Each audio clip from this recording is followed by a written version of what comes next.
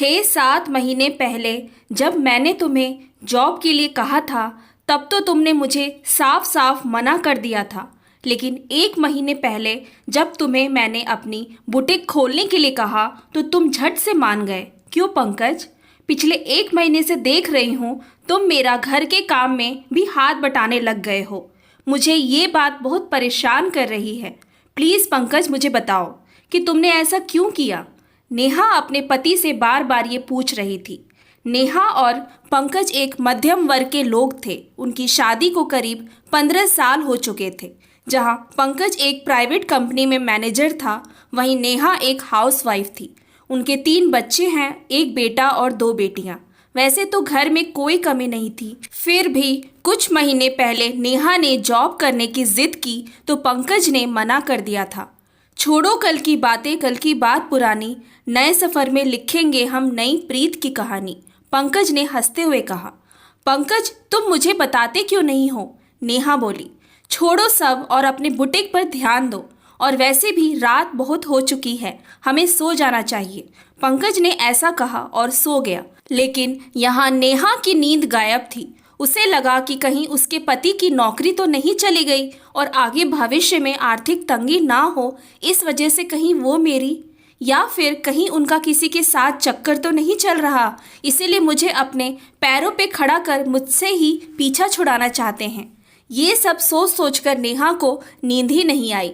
सुबह, नेहा उठो और चाय पी लो, देखो मैंने तुम्हारे लिए चाय बनाने की कोशिश की है। पंकज उसे प्यार से उठाने लगा, लेकिन ये क्या, उसने जब नेहा का हाथ पकड़ा तो उसका शरीर बहुत गर्म हो रखा था।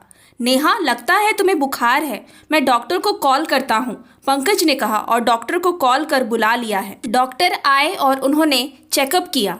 हाई बीपी की वजह से इन्हें बुखार आ गया है। मैं ये दवाई लिख देता हूँ, हो सके तो इन्हें टेंशन से दूर रखिएगा, डॉक्टर ने पंकज से कहा और वहाँ से चले गए।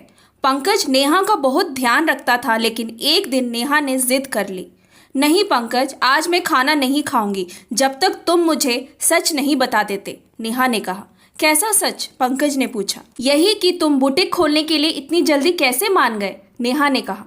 छोड़ो उस बात को, तुम क्यों बच्चों की तरह जिद कर रही हो? पंकज ने बात पलटने की कोशिश की, लेकिन नेहा अपनी जिद नहीं छोड़ी। थक हार कर पंकज ने कहा, ठीक है तो सुनो। 6-7 महीने पहले जब तुमने मुझे जॉब के लिए कहा तो मैंने तुम्हें इसलिए मना किया क्योंकि उस समय तुम अपना स्टेटस बदलना चाहती थी। तुम्हें याद है तुम्हारा जो लास्ट किटी पार्टी जो हमारे घर पर थी, उस वक्त तुम्हारी सारी सहेलियां अपनी अपनी जॉब के बारे में बात कर रही थी और उन्हें देखकर तुम्हें ऐसा लगा कि तुम सिर्फ एक हाउसवाइफ हो, इसीलिए तुम्हारा स्टेटस उनके सामने कुछ नहीं है। इसीलिए जब तुमने मुझसे जॉब के लिए कहा तो मैंने तुम्हें मना कर दिया था, क्योंकि मैंने तुम सबकी बात सुन ली थी। देखो नेहा, हाउसवाइफ होना कोई आसान नहीं है। मेरी माँ भी एक हाउसवाइफ रही हैं। मैं जानता हूँ कि उन्हें कितना काम करना पड़ता है।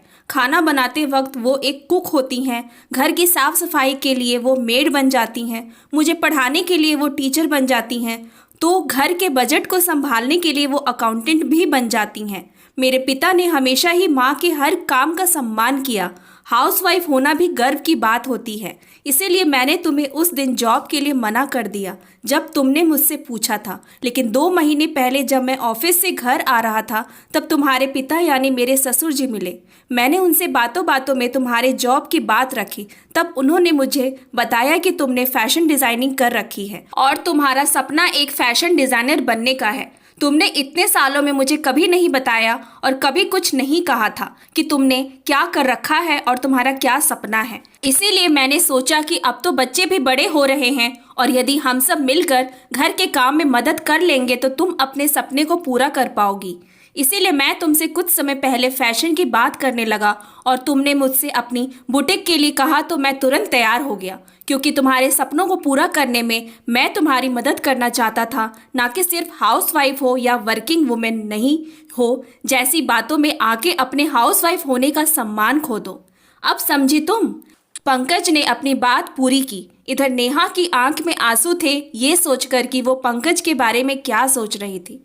Thanks for watching. Please like and subscribe my channel.